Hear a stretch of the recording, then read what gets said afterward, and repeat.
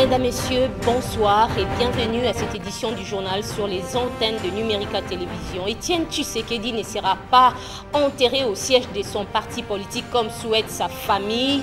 Décision prise par le gouvernement qui affirme s'en tenir au respect des textes réglementant l'organisation des funérailles en République démocratique du Congo. Invité du journal, mesdames, messieurs, Papi Lissassi, il est l'un des communicateurs de la majorité présidentielle.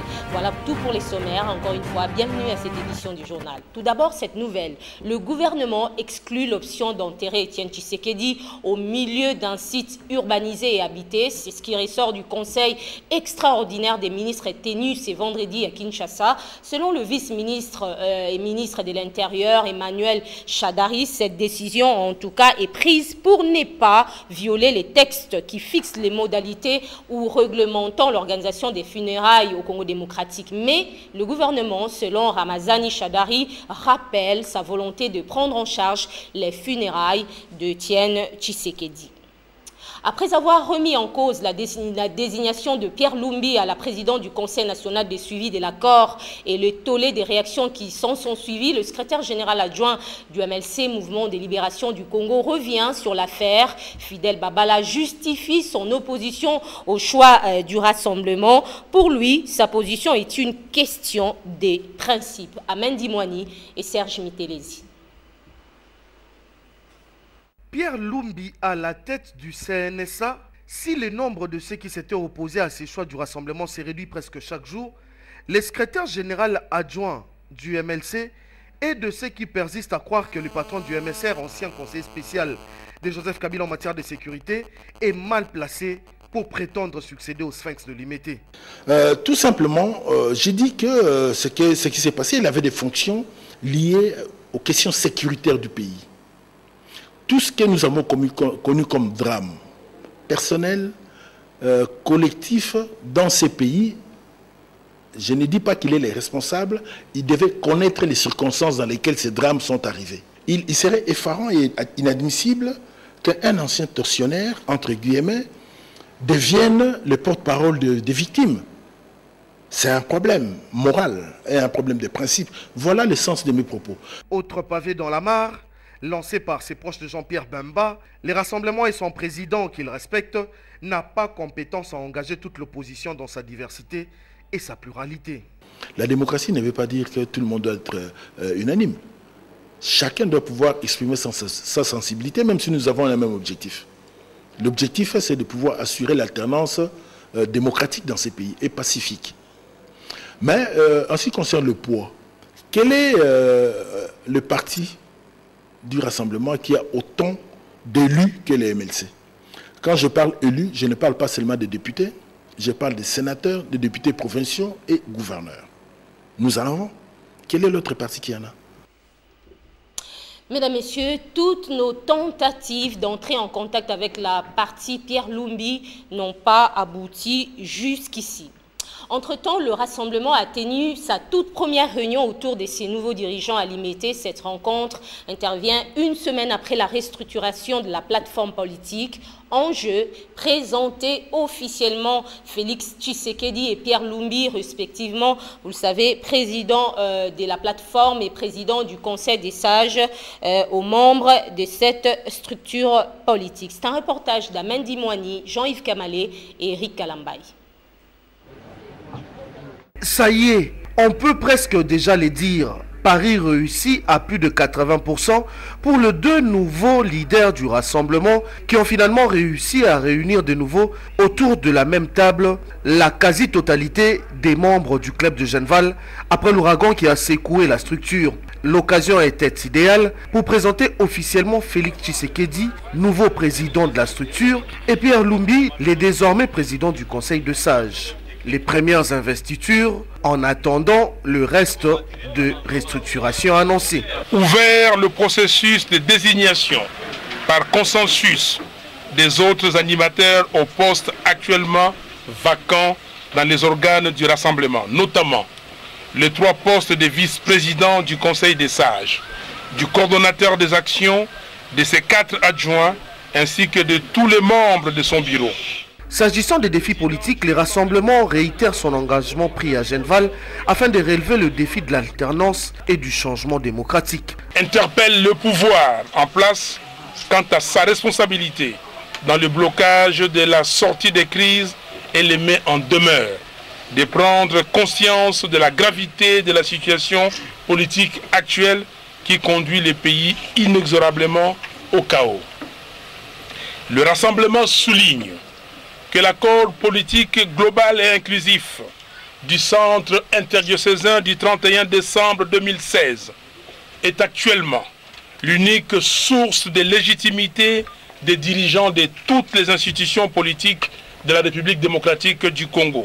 Avant cela, les membres du rassemblement ont rendu un vibrant hommage à Étienne Tshisekedi, initiateur de la dite plateforme. Au chapitre des réactions, les membres du rassemblement invitent leurs collègues de les rejoindre afin d'atteindre les objectifs de la plateforme issue du conclave des Genval en Belgique. Ils sont au micro de Jean-Yves Kamalé et d'Éric Kalambay. Il était question que le G14 n'entre pas dans le jeu de la dislocation du groupe. Nous étions mécontents par rapport au processus, mais nous avons privilégié l'intérêt de l'unité. Le rassemblement, il est un, et le rassemblement est dirigé par Antoine Félix Chilombo. Il n'y a pas de rassemblement. Il n'y a qu'un rassemblement qui tienne. Les autres, en tout cas, il faudrait oublier. Aujourd'hui, je peux dire que c'est un rassemblement parce que 95% des composantes ont répondu présent. Et nous avons reconnu le leadership du rassemblement et nous avons demandé au peuple congolais de rester vigilant. Nous avons interpellé le pouvoir qu'il puisse commencer à mettre en œuvre l'accord de Saint-Sylvestre. Depuis toute la semaine, j'interviens à la presse pour demander à l'unité, pour demander à ceux, certainement qui hésitent encore, ou qui veulent traverser la frontière, de revenir. La porte est ouverte, le président Félix leur a tendu la main et ça sera une bonne occasion pour les enfants prodigues de rentrer à la maison. C'est une joie. Autant de pouvoir récupérer les brebis égarées que de pouvoir les laisser partir. Mesdames, Messieurs, je vous disais, invité du journal, Papi Lissassi, il est l'un des communicateurs au niveau de la majorité présidentielle. Bonsoir. Bonsoir, madame. Monsieur Papi Lissassi, vous venez de suivre avec nous les brebis égarées qui reviennent dans la bergerie au niveau du rassemblement politique de l'opposition. Alors, vous, au niveau de l'AMP maintenant, comme on assiste à cette union du rassemblement, vous avez maintenant un interlocuteur quand même valable qui est Pierre Lumbi. Oui, madame, merci beaucoup pour cette question, mais nous attendons à ce qu'il y ait approbation de tous les membres de rassemblement, parce que jusque-là, il y a certaines personnes ou certaines personnalités du rassemblement ou certains groupes politiques qui sont en train encore de refuser d'accepter M. Pierre Lumbi. Mais de toutes les façons, nous attendons leurs engagements afin qu'ils trouvent une solution durable. Et après, nous allons voir qu'est-ce que nous pouvons faire ensemble en ce moment. Mais en quoi cela peut importer la majorité présidentielle, d'autant plus que les signataires de l'acte du conclave des Genval n'étaient pas des individus, c'était des délégués ou des représentants des partis politiques qui forment justement cette plateforme. Aussi longtemps qu'on a vu Martin Fayoulou qui était dans la dynamique de l'opposition et qui est patron, excusez-moi, d'Olengankoy, qui adhère, qui est jusque-là au rassemblement, en quoi cela vous importune autant? Non, il n'y a pas de problème à ce niveau-là. Le problème, c'est que nous devons savoir l'interlocuteur doit être valable parce que le pouvoir en place, là où il y a le pouvoir, il y a des exigences, il y a l'esprit de consensus.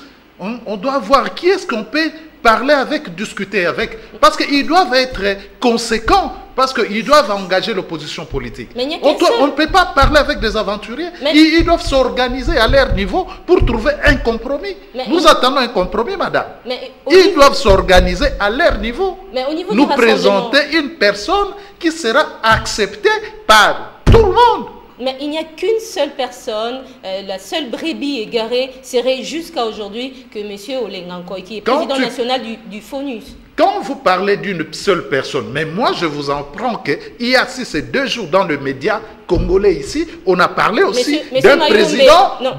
Mais monsieur Mayombe, reste-moi tout de suite de ton nom, son nom, pardon. Le ministre, ministre des Pêches. Il venait de dire, de faire des déclarations en tant que président de conseil des sages de rassemblement. Je ne sais pas si vous êtes au courant, vous êtes journaliste, madame. Oui, mais c'est au-delà de ces 2 personnes. Monsieur non, Patrick, vous faites monsieur Patrick, je vais y arriver, monsieur Patrick Mayombe est actuellement ministre de Pêche et de l'Agriculture, Pêche et Élevage. Cependant, c'est vrai qu'il a été signataire de l'acte de Genval. Il est maintenant au gouvernement et ne fait plus partie du rassemblement. Non, le problème c'est que nous voulons qu'il y ait chevauchement à leur niveau pour avoir cherché à discuter avec un interlocuteur valable. C'est le pouvoir en place, madame. On ne peut pas parler avec quelqu'un qui est boudé dans leur camp. Non, ils doivent se réunir à leur niveau pour trouver un compromis. Nous attendons au niveau de la haute hiérarchie de la majorité présidentielle, excusez-moi, de nous présenter quelqu'un qui sera valable à présenter l'opposition politique. Mais au-delà de cela, nous avons aussi appris que l'AMP pose certains d'autres et s'en tient à ces préalables, c'est-à-dire 3 noms des personnes qui doivent être désignées comme futur premier ministre de ces pays. Et cela, vous vous cramponnez toujours au pouvoir, excusez-moi, discrétionnaire du chef de l'État. Madame, si on doit faire un peu une route en arrière, c'est-à-dire quoi? Le chef de l'État, Joseph Kabila Kabange, il a montré qu'il a toujours les soucis de notre pays. Il a montré qu'il est l'homme de la paix. Il a convoqué le premier dialogue. Ça n'a pas tenu. Il y a encore des gens qui sont restés en train de bouder ou quoi là. Il a convoqué encore le 2e dialogue de Saint-Sylvestre. Il a donné la mission de bons offices au prélat. Tout ça, il montre sa bonne volonté.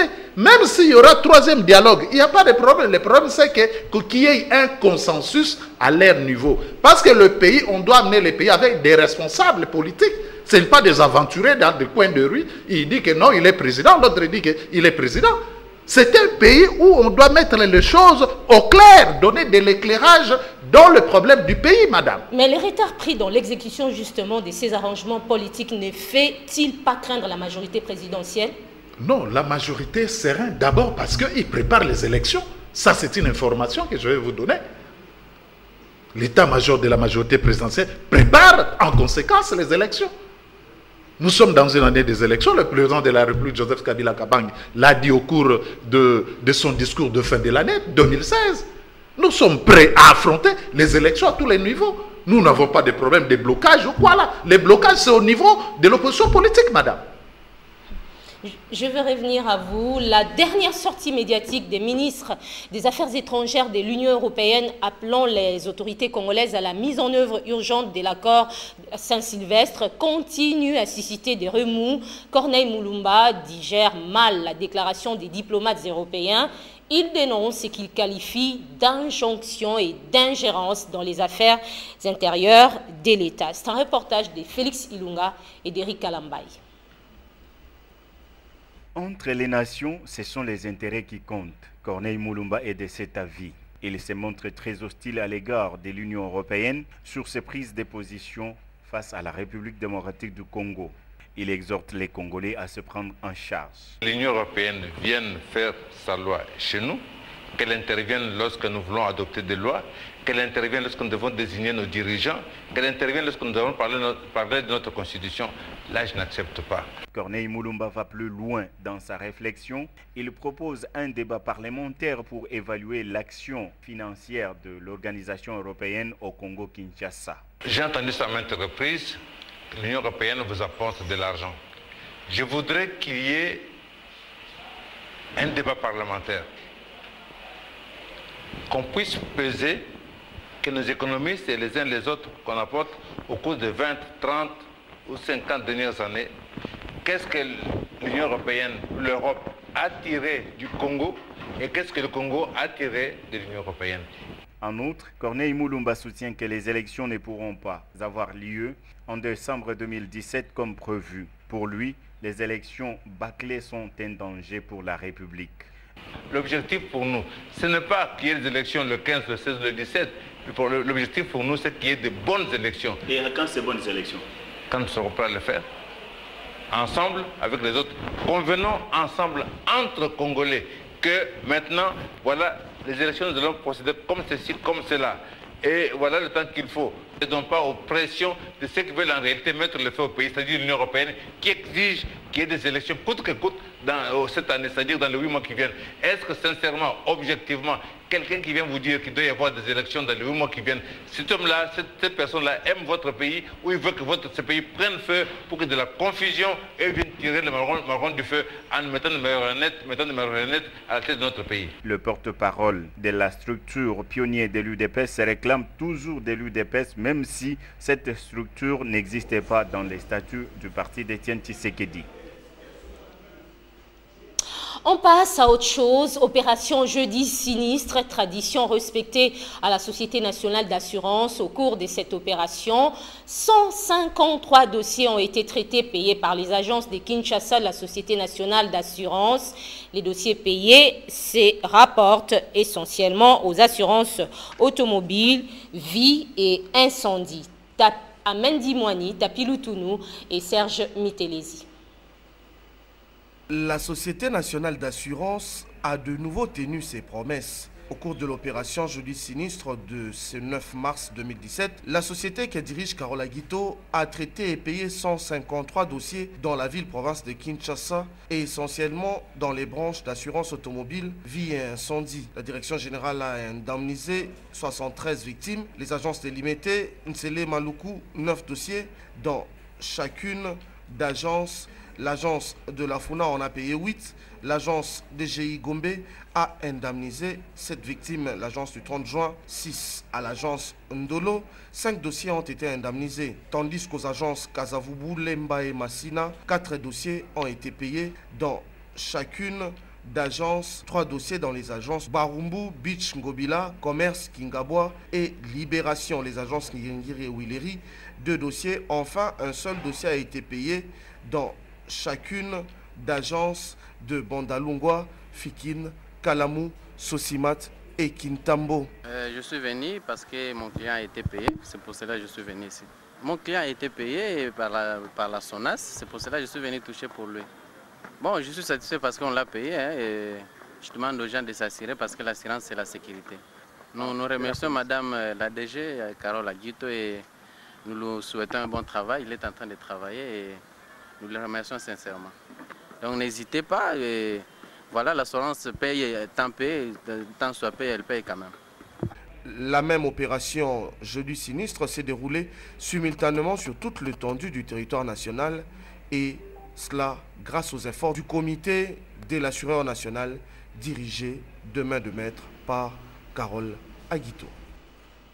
En sport, début, c'est vendredi des 16e des finales allées des Coupes africaines interclubs.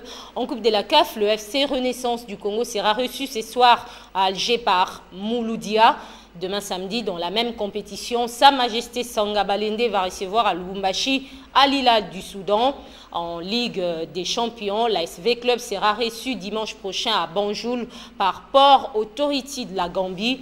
Mazembe, de son côté, accueillera le même dimanche dans son temple des Cap Malondo les Zimbabwéens des Cap United Football Club.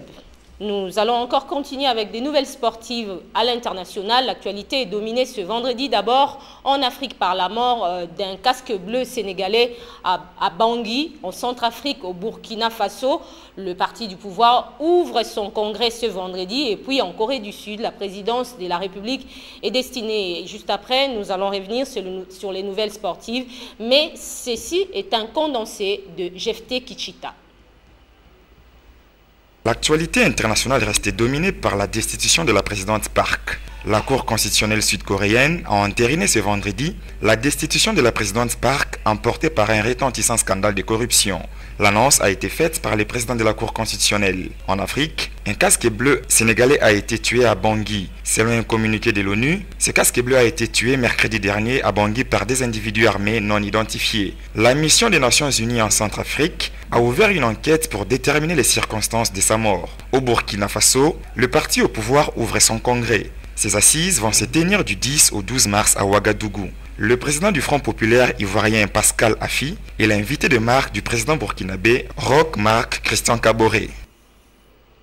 Nous n'allons plus continuer avec une nouvelle sportive. Vous venez de passer une semaine très chargée et vous vous demandez où aller et quoi faire ce week-end.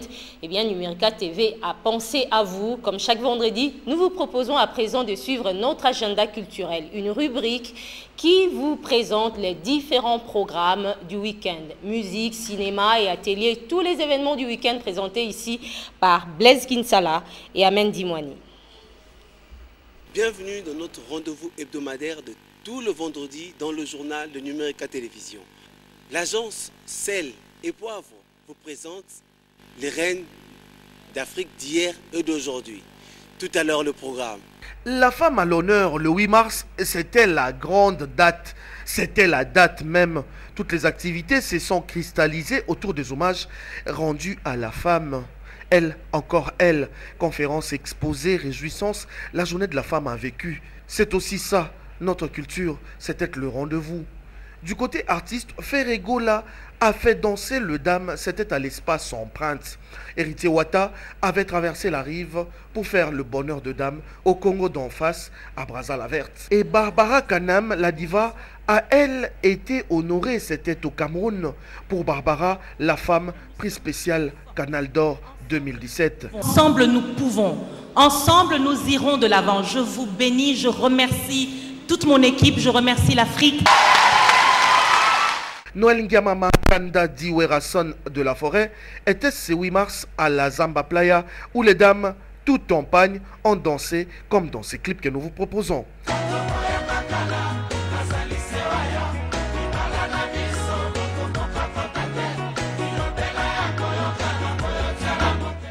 Et Zaiko Langalanga Kolomboka a trop donné le 8 mars. C'était à l'espace Mbokasika en la commune de Kasavubu.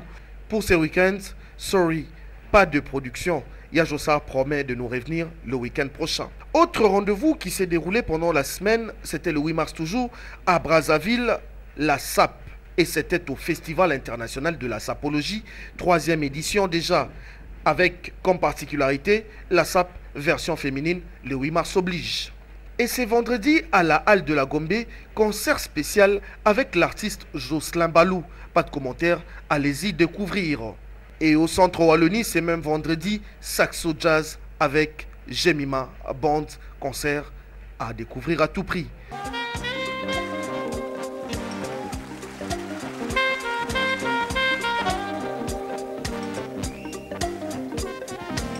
Pour ce week-end, nous vous proposons de faire un tour à l'espace Bilembo pour découvrir des photos originales des dames très spéciales. Expo photo, héroïnes et reines d'Afrique, nous y avons été. Merci de nous rester fidèles. Le mois de la femme continue. La semaine prochaine, vous aurez d'autres activités concernant la culture. Mesdames, Messieurs, deux questions avec l'invité avant d'éclore cette édition du journal. Monsieur Papi Lissassi, je rappelle, il est communicateur de la majorité présidentielle. Tout à l'heure, vous étiez en train de dire, d'affirmer que le gouvernement ou le pouvoir en place se prépare à l'organisation des élections. Est-ce que ce pouvoir est-il prêt à conjuguer sans l'opposition, sans le rassemblement? Non, le problème... Et sachant tout de même que c'est grâce à ce rassemblement que le pouvoir est jusqu'aujourd'hui en place. Le problème, c'est que dans notre pays, madame, nous vivons la bipolarisation. Quand je dis la bipolarisation, c'est-à-dire qu'il y a deux courants. Il y a la majorité présidentielle, il y a l'opposition politique. Dans tout ça, il y a le préalable, madame. C'est-à-dire qu'on doit trouver le président de Sensa qui sera le président du comité des sages. D'abord, c'est un préalable. Il faut qu'on arrive d'abord à trouver ce que nous venons de dire jadis. Et puis, nous allons entrer maintenant dans les choses sérieuses. Parce que lorsqu'il n'y aura pas un président du rassemblement, il n'y aura pas un président de Sensa, comment est-ce qu'on doit entrer maintenant à la deuxième étape de donner les trois noms au premier pour donner désigner le Premier ministre? Ça, c'est le blocage au niveau du rassemblement. On doit bien expliquer au peuple pour qu'il voie que non, la bonne volonté, c'est au niveau de la majorité présidentielle, madame. Parce que, je dis ceci, quand je dis ça, parce que pour expliquer au peuple congolais de comprendre que la majorité manifeste une bonne volonté, C'est comme ça que le chef de l'État a demandé jusqu'alors au prélat de continuer, à la Senco, de continuer leur mission. Il montre toujours sa bonne volonté que le président de la République, l'artisan de la paix, est en train d'œuvrer dans ce sens-là, madame. L'Union européenne a annoncé des mesures ou des sanctions à l'encontre du pouvoir en place ou, si vous voulez, de la majorité présidentielle si elle continue à manœuvrer avec ses manœuvres, si elle ne met pas en exécution les accords sitôt possible. Madame, je vais vous répondre ceci. Le Congo, c'est un pays souverain, démocratique. C'est-à-dire qu'il y a eu un président qui a été élu. Mais vous bénéficiez d'abord, de pour commencer. Non, vous devriez savoir cela. Nous avons connu un président qui a été élu alors qu'il va quitter le pouvoir lorsqu'il y aura élection de notre président qui sera aussi élu. C'est ça la conjonction. Tout d'abord. Qui tend de temps en temps la main à l'Union européenne pour solliciter de l'aide. Là, bon, c'est une relation d'abord, je vais vous expliquer, de partenariat. C'est-à-dire quand il y a nous aussi, à notre niveau, il y a des choses que nous donnons peut-être à l'Union européenne que vous ne connaissez pas. Donc c'est une relation de partenariat égal à égal. Donc c'est-à-dire qu'il n'y a pas quelqu'un qui va venir donner des injonctions dans un pays où un pays est souverain.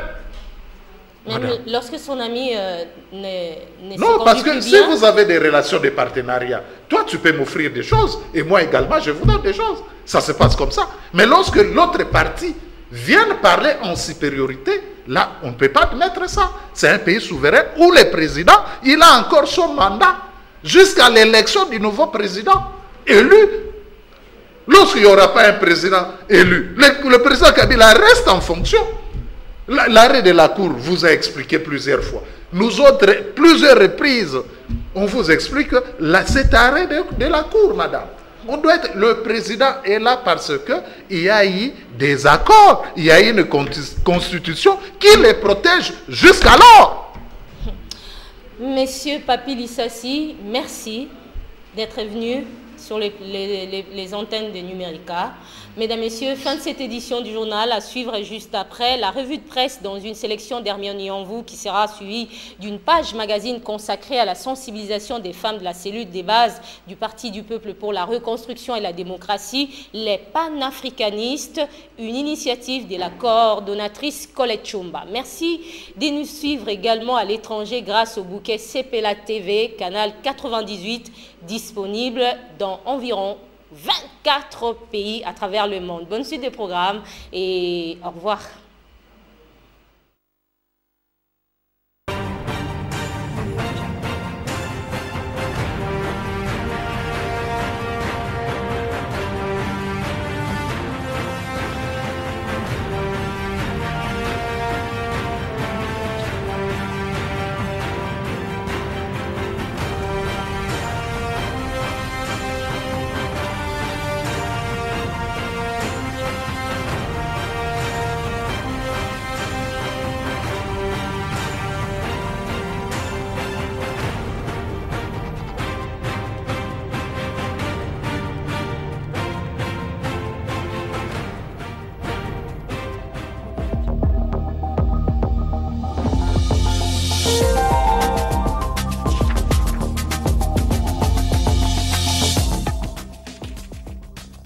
La situation politique actuelle en République démocratique du Congo est loin de quitter la une des journaux. Forum des As qui ouvre le bal indique que pouvoir et opposition s'accusent mutuellement. Félix Tshisekedi accuse le pouvoir d'être responsable du blocage du processus de sortie de crise politique. Pour lui, le seul moyen de barrer à cette situation politique jugée grave, c'est de mettre en application l'accord du 31 décembre 2016. Pour mettre de l'ordre, Félix Tshisekedi passe aux actes. La Prospérité renseigne que les membres du rassemblement étaient réunis hier jeudi 9 mars. Ils ont procédé à la présentation officielle du président Félix Tshisekedi et du président du comité des sages Pierre Lumbi. Une façon de laver le linge sale en famille, écrit le phare. Pour le journal, l'ambiance était à la réconciliation car l'on a enregistré la présence des délégués de toutes les composantes du rassemblement. Au terme de leur échange, les participants ont ficelé une déclaration commune. Dans le document, toutes les composantes du rassemblement reconnaissent la légitimité de leur nouveau leadership, ce qui fait dire à la tempête des tropiques que le rassemblement se relance pour le respect de l'accord. Cette réunion a permis, outre la présentation du président de la structure et le président du comité des sages, la mise en application du processus de désignation des autres animateurs aux postes vacants ouverts. Pour Géopolis Hebdo, en convoquant une réunion à la résidence d'Etienne Tshisekedi à Mulumba pour une mise en commun des faits survenus depuis ces derniers jours, il a posé les bases d'un nouveau leadership qui, s'il le mène à bon port, sera une grande révolution dans le mœurs politique de l'opposition. Tout à fait autre chose, le chef de l'État invite l'équipe Badi Banga au travail. La prospérité qui livre l'information précise que c'est au cours du Conseil des ministres que les membres du gouvernement ont analysé la situation politique et économique de l'heure. En société, le libre débat revient sur le compromis trouvé entre la délégation syndicale de la Société commerciale de transport et port ex-ONATRA et les comités de gestion. Ces documents prévoient la constitution d'une commission qui va pouvoir veiller à l'encadrement des dépenses et à la rationalisation de recettes de cette entreprise publique confrontée à la mauvaise gestion. Mois de la femme oblige, l'édito des forums des As fait un clin d'œil aux femmes vendeuses de pain. Elles, qui se lèvent tôt le matin, approuvent un courage exceptionnel et sont là pour contribuer à l'émergence de leur famille. Citons dans cette revue de presse par la caricature du même journal, Bana Fibo, écrasons ce moellon et continuons notre aventure à la CAF. Alléluia! Et la seconde, quelle saleté, quelle odeur! L'hôtel de ville ne voit pas ses hauts sommets d'immondices.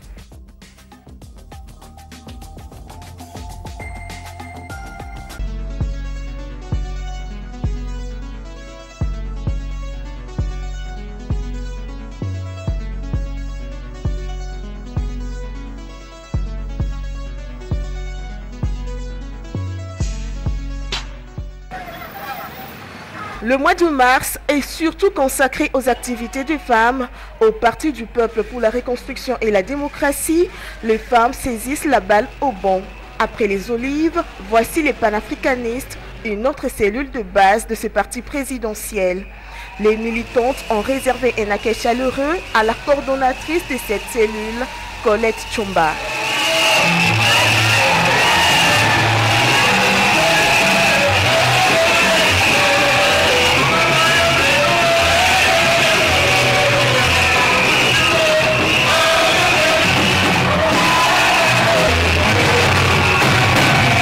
Même accueil pour le secrétaire général du PPRD, Henri Mova-Sakani, c'est lui que ses militantes appellent affectueusement Maïa Sika.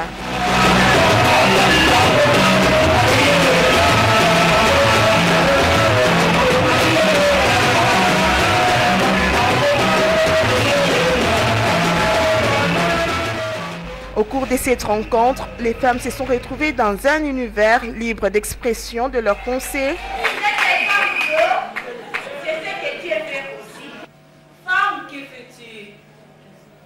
Je me demande s'il y a des femmes ici. À récupérer place taillée, Objectif, la sensibilisation des femmes à l'enrôlement massif des électeurs afin d'être éligibles aux élections prochaines. Le secrétaire général n'a pas manqué d'exprimer son sentiment à l'endroit de la femme.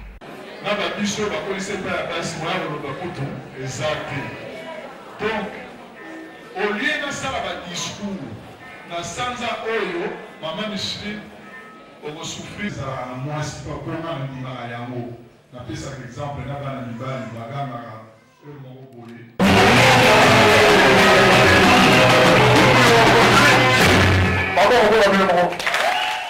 Et les femmes elles-mêmes ont fait l'économie de la manifestation.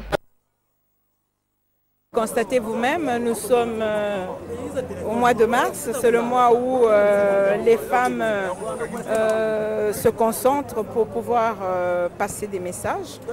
Et donc nous venons de nous exprimer à notre base, une coordination des cellules de base du PPRD, les panafricanistes.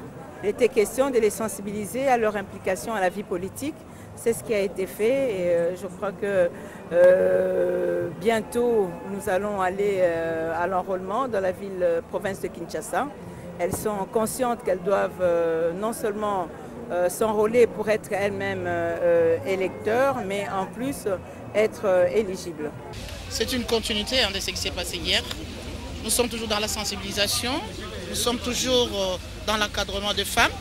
Aujourd'hui, c'est Maman Colette qui a organisé cette activité pour que nous puissions un peu parler avec nos sœurs qui sont un peu perdues, mais dans la cellule de base des panafricanistes. Alors, vous avez vu, ça s'est bien passé. Le message que la Maman Colette a donné et que moi aussi j'ai donné, c'est très bien passé. Les mamans en ont très contentes et puis elles sont fières de voir devant elles des femmes aussi qui sont dans la politique, qui occupent aussi des postes politiques. Et c'est un modèle. Et nous avons aussi dit à la maman congolaise qu'être une femme et être une femme responsable, ce n'est pas seulement dans la politique, c'est là où elle est. Donc nous félicitons encore Maman Colette pour de pareilles initiatives, que ce ne soit pas la dernière, parce que ce n'est pas seulement le mois de la femme qui donne l'occasion à la femme de comprendre, de savoir, de s'informer, c'est toute l'année. Donc toutes les félicitations sont pour Maman Colette. Des pas de danse rythmés ont couronné l'événement.